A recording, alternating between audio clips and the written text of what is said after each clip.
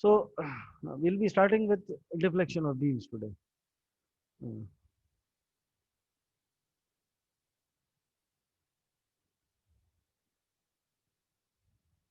So in deflection of beams, uh, let us say you have a simply supported beam, and it is acted upon by, let us say, a point load of magnitude W. So if you look at this situation, mm, what you know till now, you know how to determine reactions. You can determine the reactions of this beam. But these are the prerequisites that I am telling you. I assume that you will be able to do for all types of beams. Let it be a simply supported beam, let it be a cantilever beam, let it be a overhanging beam.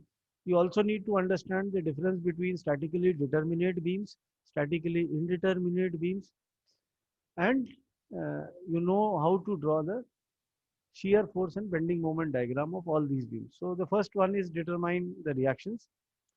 You can draw the shear force diagram and bending moment diagram for this beam. Mm, This is all you know. Now, depending upon shear force diagram, you can find out the shear stress distribution. You can find out the shear stress distribution, and obviously, if this beam is known, it comes along with the cross section of the beam also.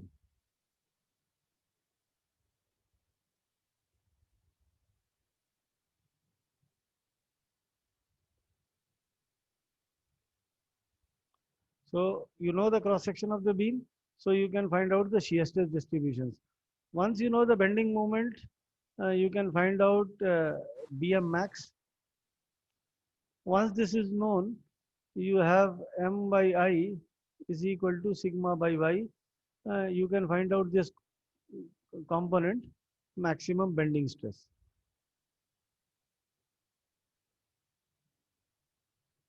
So before starting this chapter, I am assuming that you know everything what has been written on the board right now.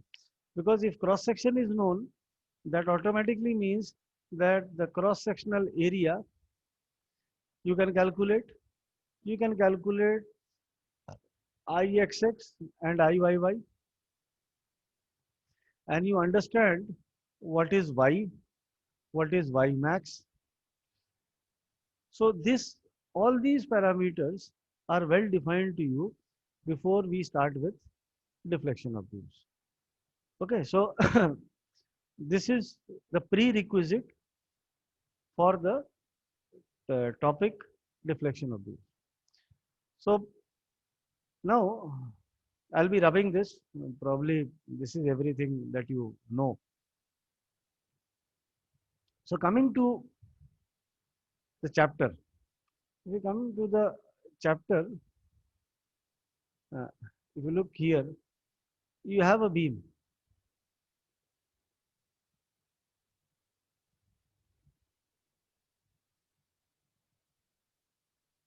and it is acted upon by a certain force W at probably maybe at the middle or at any location of the beam. And it is very well understood that you have calculated the reactions. You can draw the shear force diagram. You can draw the bending moment diagram. Under the influence of this beam, this load, the beam bends like this. Now, this you need to evaluate this quantity. This is denoted by Y, where Y denotes the deflection. So till now you have calculated the amount of bending stresses, you know the various stresses, you know the shear stress distribution across the beam, you know the bending moment distribution across the beam. Now you need to understand how do you quantify this. So deflection is something which is not required, but it happens in beams. So you need to measure this quantity and you represent it. How to measure it? This is this will be taught to you in this chapter. So This is all about deflection. You are measuring it, you are quantifying it. So to quantify it, we have a deflection equation.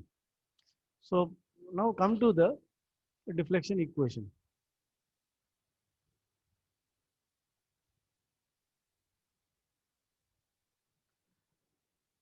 Now the ill effects of deflection equation is, let us say that mm, you have a beam, means you must have seen beams in your rooftops everywhere. Now they are composed of cement, gravel, sand, water, and you have a definite proportion in which they have been mixed, and the beam is been loaded. So under the influence of load, what happens?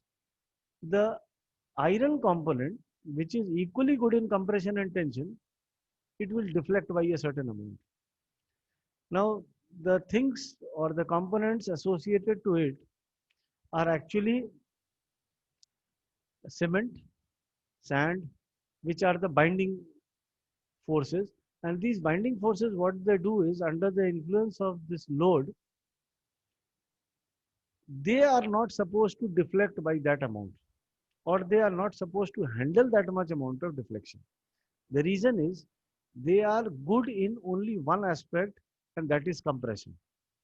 If you look at the chips, they are very good in compression. If you look at sand, it is good in compression. If you look at cement, it is very good in compression, and all these three have been combined. The purpose of the steel component inside an RCC beam is to handle tensile load, not to handle compressive load. For compressive load, this is all these three components are equally good, and they are really very sufficient to handle tensile loads. So how does tensile load occur in these types of beam, that we will see in the chapter columns and struts.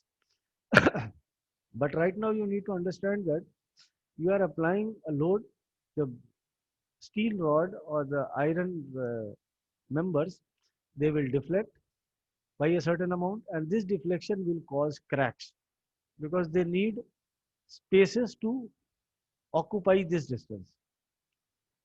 And if they need spaces, the space will be created. So to create that space, when one component is not allowed to deform and the other component is deforming, it is creating space, and that space is actually lead to tearing action or failure. So we cannot handle the failure of all these heavy equipments. Sometimes they are very delicate equipments. So that is the reason why we need to measure the amount of deflection. We need to understand how much deflection is allowable, and how does the material behave under the influence of this load. So whether it will be able to justify or handle this much amount of deflection or not.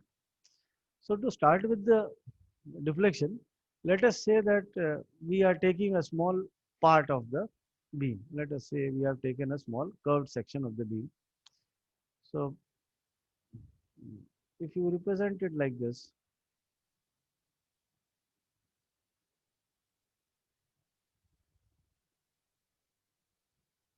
let this distance be ds. Let this be denoted by d phi, the angle, and let us complete a triangle.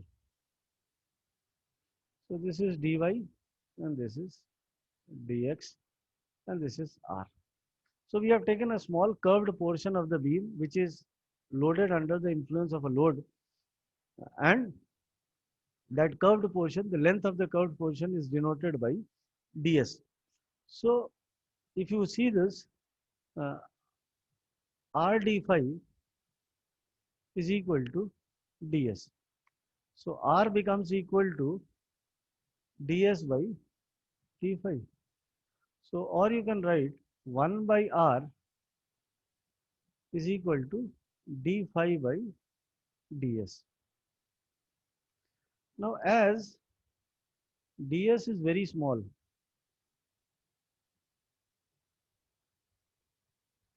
and so is dx. So replacing ds by dx. So you have 1 by r is equal to d phi by dx. So you have 1 by r is equal to d phi by dx, where r is the radius of curvature, d phi is the angle subtended, r is the radius of curvature, and dx is the elemental distance. Now to specify this dy dx, they will be used for another purpose. So this is one relationship, that 1 by r is equal to d phi by dx.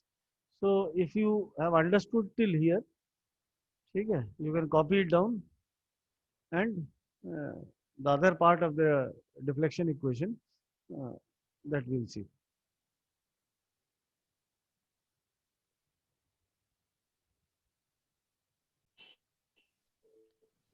So what we have derived till now is 1 by r is equal to d phi by dx. So now tan phi, if you look at this equation, tan phi is the curvature.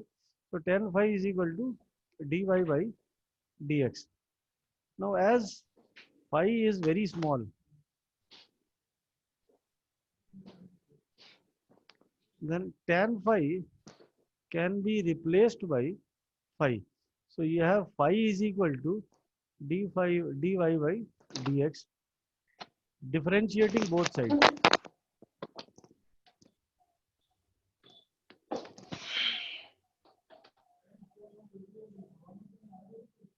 D phi by dx is equal to d2y by dx2.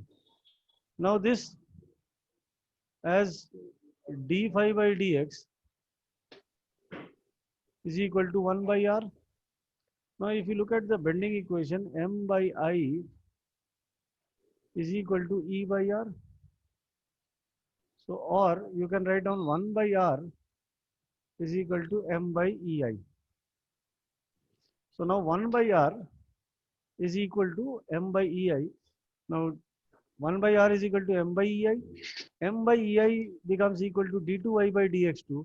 So this can be written as d2y by dx2 is equal to m by EI. So the final deflection equation comes out to be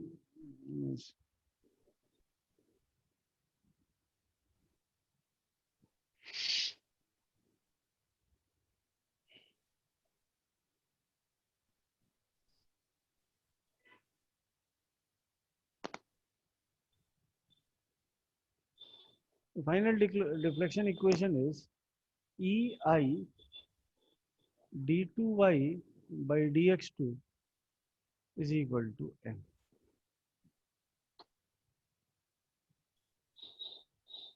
Now here, this is the standard form of the differential equation that you need to create or generate so as to solve or so as to calculate the net deflection at any point, where if you solve this, where y is the deflection at a point,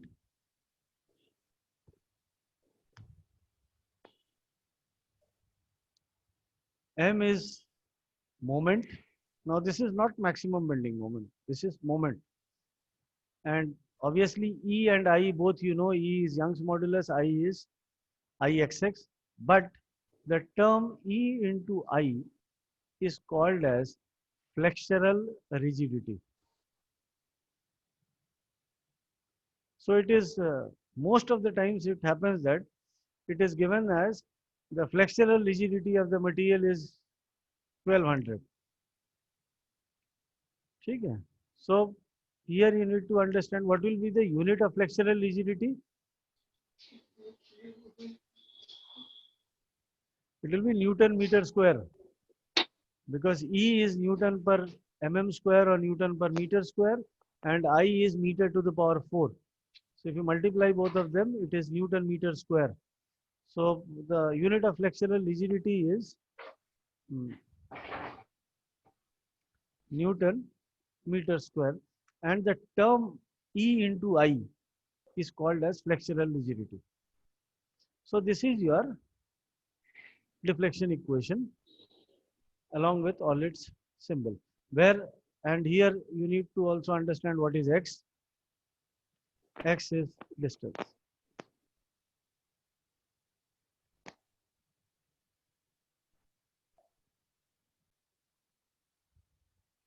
Now we have derived the bending equation. Now let us see one more thing. I told you that this is the easiest of the lot, the bending equation derivation. So let us take another method of deriving the same equation. Because when you say something is easy, it obviously also needs to be proved.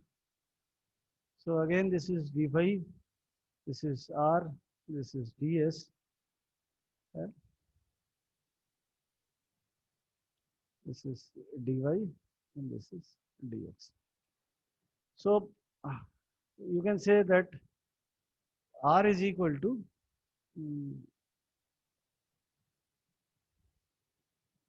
uh, r is equal to how much? ds by r d5 is equal to ds. Actually, ds by d5. Now dy by dx is equal to tan phi.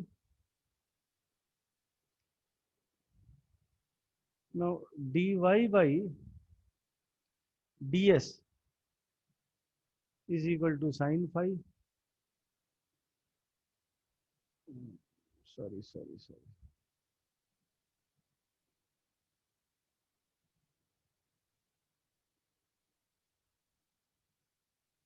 Dy by ds and dx by ds is equal to cos phi.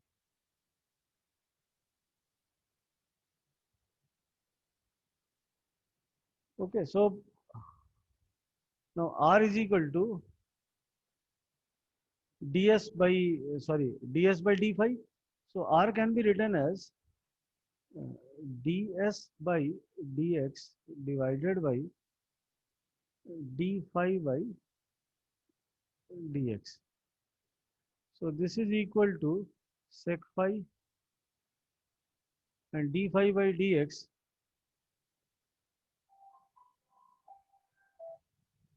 let it be uh, represented as d phi by dx only. Okay, so now as tan phi is equal to dy by dx, if you differentiate both sides, differentiating with respect to x, so you have d phi by dx, tan phi is sec square phi is equal to d2y by dx2. Okay, यहाँ तक clear है ना? So now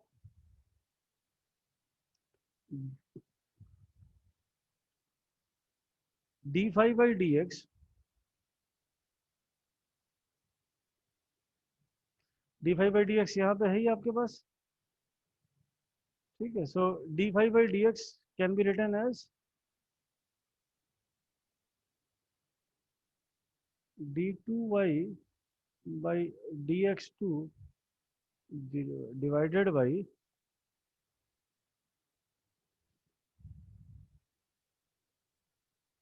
sec square phi.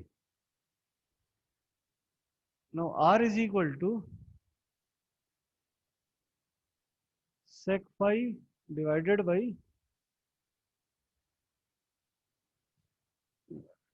d2y by dx2 whole divided by sec square phi.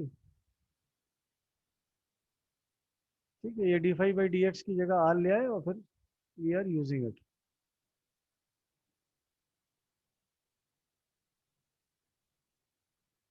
Okay, so you have r is equal to sec cube phi, sorry, sec cube phi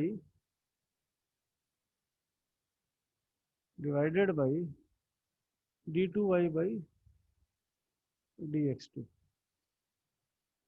So sec cube phi can be written as r is equal to sec square phi whole to the power 3 by 2 divided by d2y by dx2. Now sec square phi is 1 plus tan square phi. ठीक? So as tan phi is a very small quantity, so we can neglect tan square phi, as tan phi is very small. Hence tan square phi is neglected. Neglected. So you have r is equal to 1 to the power 3 by 2 divided by d2y by dx2. So 1 by r is equal to d2y by dx2. So 1 by r is equal to d2y by dx2. So again, if you remove this, I'll be erasing this figure only. Figure पिछले वाले में भी common है.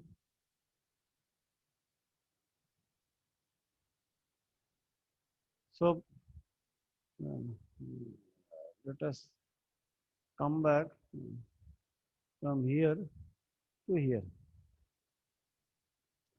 So you have m by ei. 1 by r is equal to m by ei. From bending equation, this is equal to d2y by dx2. So m is equal to ei d2y by dx2. So this is an alternate method of derivation of the bending equation. So you can write it in any of the possible ways, whichever way you have understood. But if you just compare the previous method to this method, I find the previous method a bit more simpler and easier to represent, as well as easier to remember. So any of these is equally good. You can use any of them. You can write any of them. You can mention any of them. You can understand any one of them, or you can understand both of them. But you need to know the deflection equation. You need to know how to apply the deflection equation. And you also need to know how they have been derived. Okay, so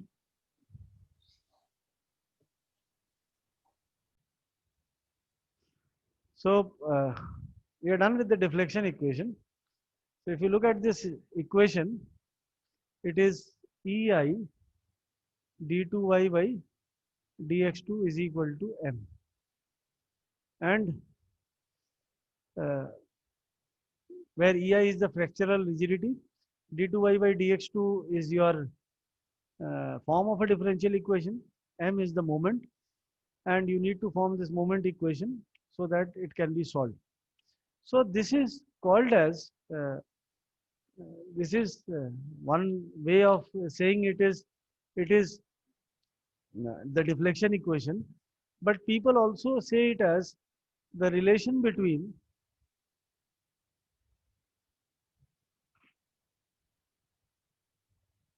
slope, deflection and radius of curvature.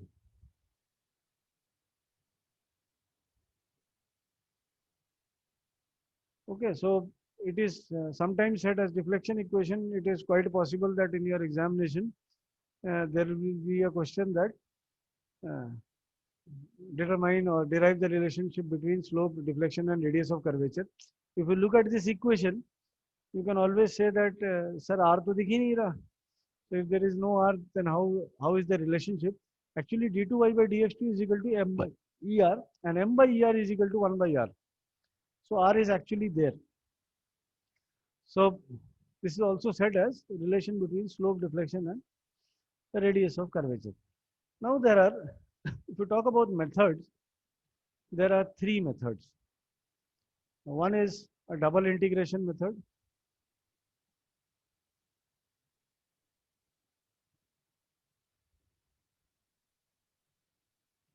The second one is Macaulay's method. And the third one is a moment area method. These are three methods by which you can find out the deflection of beams, or you can quantify the deflection of beams, or you can calculate the slope, deflection, anything. So if you look at these two methods, these are dependent upon the deflection equation EI d2y by dx2 is equal to m. And this is an altogether new method. Okay? So for this, again, you need to derive the governing equations. You cannot use EI d2y by dx2 is equal to m in solving problems related by moment area methods. So this is one, you can say, relative advantages or disadvantages as you can interpret. Now coming to double integration method, if you look at this method, if you integrate it twice, you get the value of y.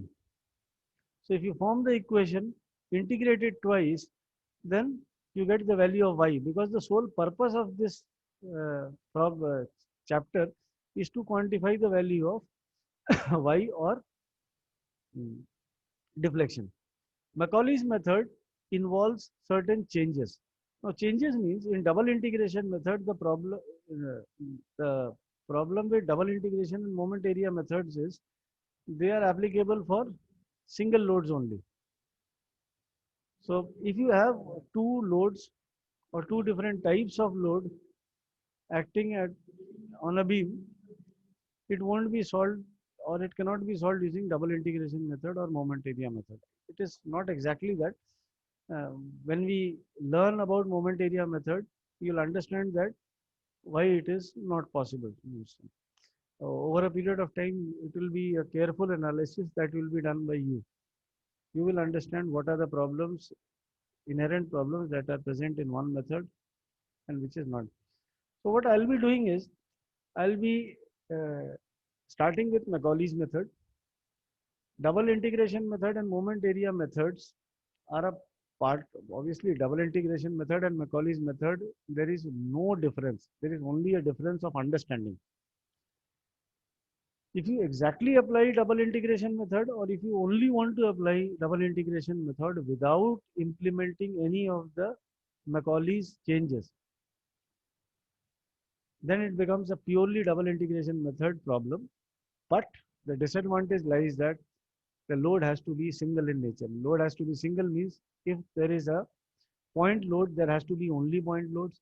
It cannot be a combination of point load and uniformly distributed load.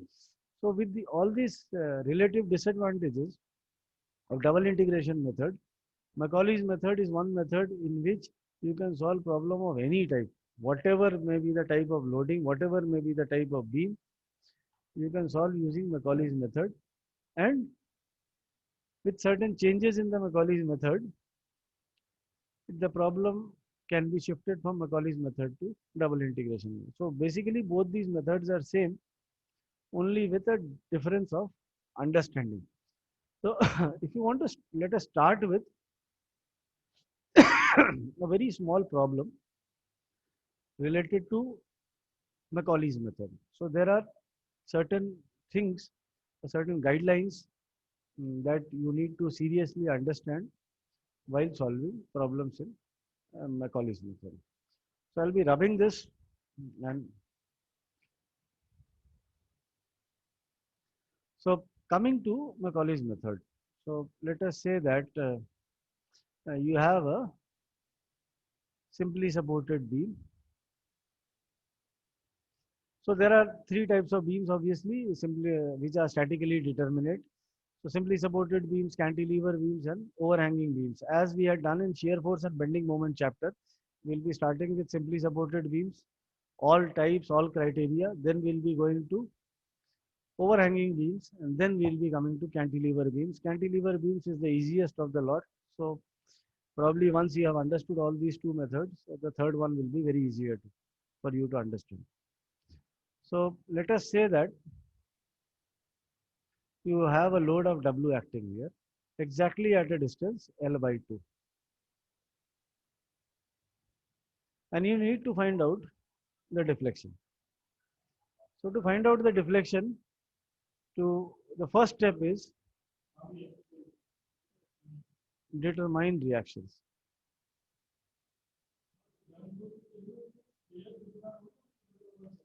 So if you determine the reactions, it will be W by 2 and W by 2. So it will be W by 2 and W by 2. So let us remove this problem. Let us take a problem with values. It will make our understanding more easier. So,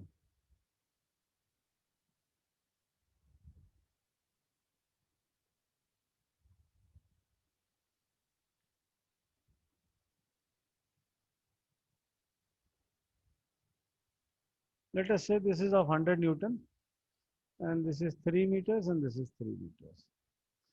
So if you determine the reactions, it is 50 Newton and this is 50 Newton. Now the purpose here is to formulate M. So the first step was obviously to determine the reactions. The second step is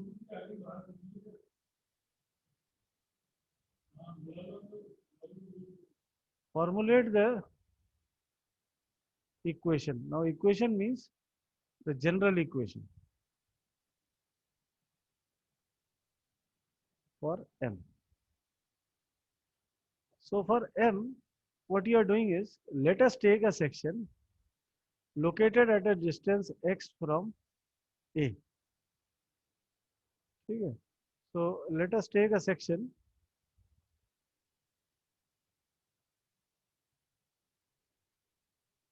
located at x distance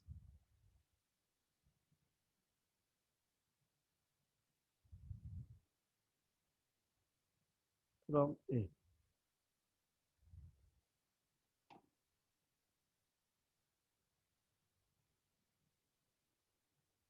So if you see here, if you write down the equation for M, M is 50x minus 100 into x minus 3. Now we are solving the problem by Macaulay's method.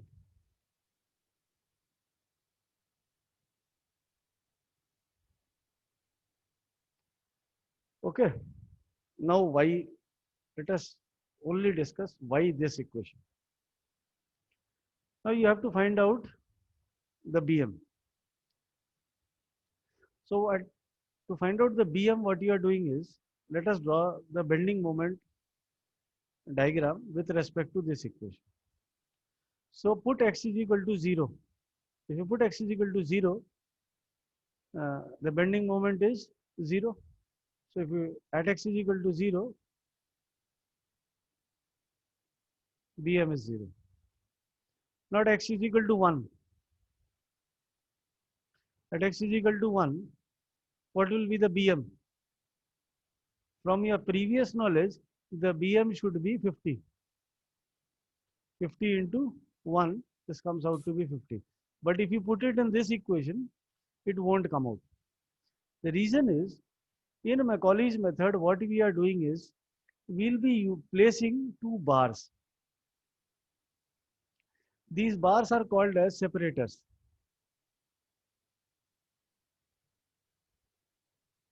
These bars are called as separators. And the purpose of these bars are that in Macaulay's method, the term within brackets or the term within brackets is always the distances. So you need to remember that separators are used for terms within brackets, and the terms within brackets are actually distance parameters.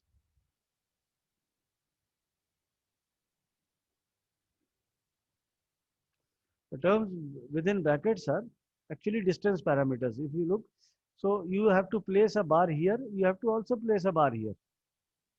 So the term between distances, or the term which represent the distances, will be placed within separators, and the separators are not supposed to be open at, until and unless they are required. So if you put x is equal to 1 here, what does the term in the distance factor come out to be? 1 minus 3 minus 2. If you put here 100 into 1 minus 3, the term within brackets is minus 2. Minus 2 means distances cannot be negative. When you are moving from here to here, that means this is x is equal to 0, and this is x is equal to some value, x is equal to x. There is no provision of x being negative. So the term between the brackets cannot be negative. If it comes out to be negative, the entire term is discarded. So until and unless x is greater than or equal to 3, this equation or this part of the equation will not come into play.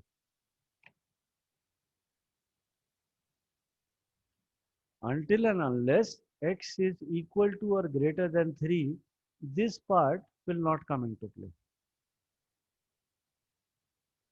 So let us say that uh, you want to find out at x is equal to 5 meters. So at x is equal to 5 meters, your understanding was how much? Dm is 50 into 5 minus 100 into 2. If you put it in this equation, it is again the same. You can always ask a question that why is this 50 Newton not a part of the equation? The length of the beam is x is equal to 6. At x is equal to 6, this 50 Newton is not a part of the bending moment. It does not influence the bending moment or the bending moment values nor the bending moment equation. Okay. And the beam cannot extend beyond beyond 6 meters. So till 6 meters, you have a situation that this is not a party, and beyond 6 meters, this is actually not applicable. So if you wanted to represent this also, 50 Newton, you could have represented like this as plus 50 into x minus 6. This can also be written as a part of the equation. Now, if you write it, it will only add up to the term. The purpose behind writing this equation is never justified. Why I am telling you? Till x is equal to 6, this at x is equal to 6, this term will be discarded. It will be 0. At values of x less than 6, at values of x less than 6, the term within the brackets comes out to be negative. If the term within the bracket comes out to be negative, this term is removed. It won't be considered because actually you have not reached to that portion of the beam, and x cannot be greater than 6. So writing this equation or this variable in the equation actually plays no role. Okay, so the equation is this much only. So with the help of this equation, you can actually calculate the BM at all different points. The only thing that you need to remember is the separators won't be opened. Means separators won't be opened means that 50x minus 100 x minus 3 actually by Macaulay's method is not equal to 50x minus 100x plus 300. These two are not equal. According to mathematics, these two are equal. But according to Macaulay's method has its own peculiar way of solving problems. It says that don't open the distance brackets. Use them as and when they are applicable. The term within the distance bracket will in any case will not come out to be negative. If it comes out to be negative, the understanding is you have not reached the load of the beam, or you have not reached to that portion. Means if you say x is equal to 2, at x is equal to 2 means we are calculating BM at this point. If you are calculating BM at this point, the basic definition of BM says that you are standing here and looking to the left of this point. If you are looking to the left of this point, 100 Newton cannot be a party to the equation. But as you need to write down a general equation, so all the loads will be represented. To find out BM at a specific point, we are standing here looking only to the left of it. So if you are looking to the left of it, it is 50 into 2. If you are at x is equal to 4 meters, that means you are standing here. So if you are looking to the left of it, it is 50 into 4 minus 100 into 1. So this comes here. Okay, if you are calculating BM here, it is 50 into 3 only. So this, the term at x is equal to 3, this does not come out to be negative, but it comes out to be 0. 100 into 0 is 0. So it is discarded. So you have to understand when the distance factors, when to use it and how to use it. So once this is done, then you can start solving the problem. So have you understood until here? कोई doubt है तो पूछो.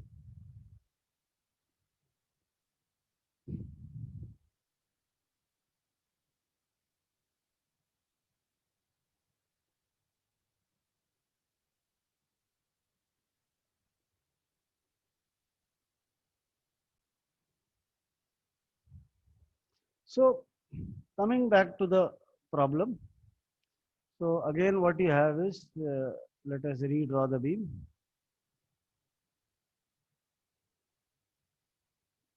And this is 100 Newton. And this is 3 meters and 3 meters on which the load has been applied. So this was 50 Newton and this is 50 Newton. So if you look at the general equation of M, this was 50x. We have taken an element at a distance x. 50x minus 100 into x minus 3. Now this is your general equation. We have understood what is to be done till here. Okay, so now coming back to deflection. What is the purpose of? Now EI d2y by dx2 is equal to m. So this is equal to 50x minus 100 x minus 3. ये जो x है इन पे भी आपको separators लगाने हैं, बस मैं कभी कभी भूल जाता हूँ. ठीक. So if you look at this equation again, integrating both sides, obviously you need to solve them also. Integrating both sides, you have EI dy by dx is equal to 50 x square by 2 minus 100. Now, while integrating it also, this will behave as a single term. X minus 3, it won't be integrated in parts. X minus 3, the entire distance parameter will be taken as a single unit. So to integrate it, for integration,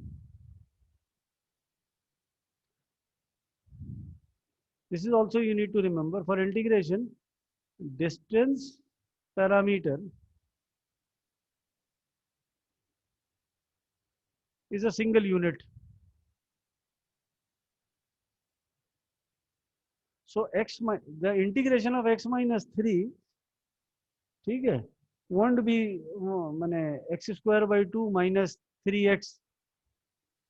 So it will be x minus 3 whole square by 2.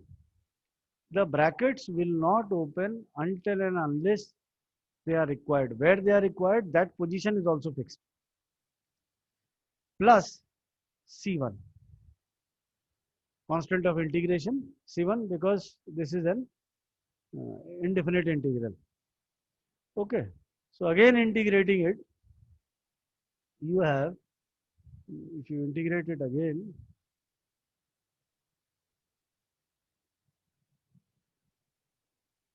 EIY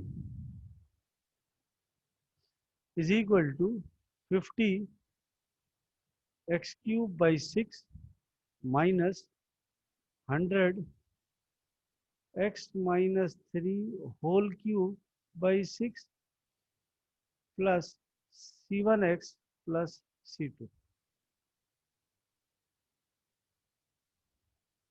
So this is the integration process that is also different from the previous mathematical type of integration that you perform, where you can open and close the brackets at your own choice. Here you don't have that choice. The term within the bracket is specifically restricted for distances, and the distances bracket will actually not open until and unless it is required. So if you have understood this integration till now here, then let me know. I'll rub and we'll see what can be done.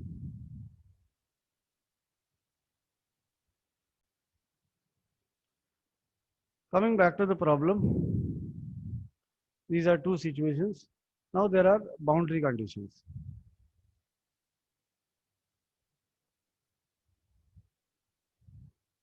Now boundary conditions means previously known solutions.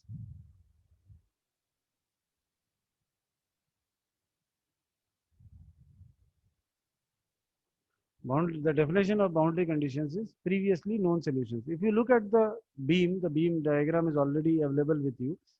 If you look at the diagram of the beam, what you can say that this at x is equal to 0,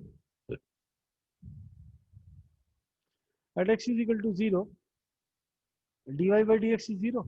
What is dy by dx? This is slope. Because it is having a hinge support at point A, at x is equal to 0 means at one of the supports on the left hand side. So at x is equal to 0, dy by dx is 0. If you put it into this equation, you get C1 is equal to 0. Because this is 0, this is 0 minus 3, this is the term which is discarded, so it is removed. This is 0, so C1 is equal to 0. Now again the boundary condition is at x is equal to 0, even y is 0. Because it is supported at one end, so obviously it will not produce any deflection. So wherever there is a support, there is no deflection. So if you put it here, yeah, if you put these values here, so this comes out to be 0. This is 0. This is 0. This is 0 minus 3. C1 is already 0. So you get C2 is equal to 0. So the final equation for y is equal to 50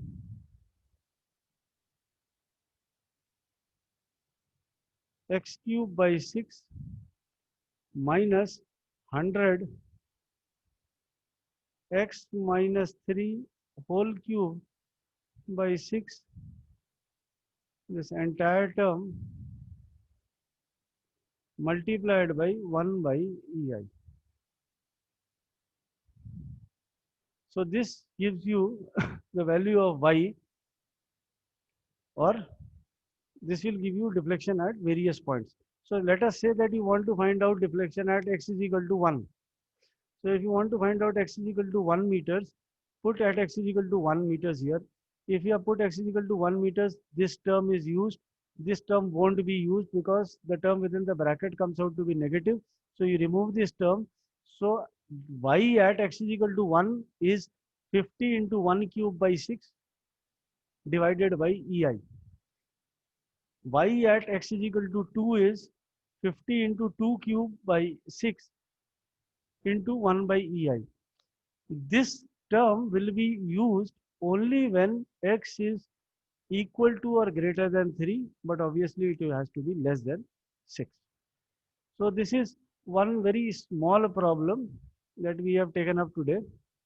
And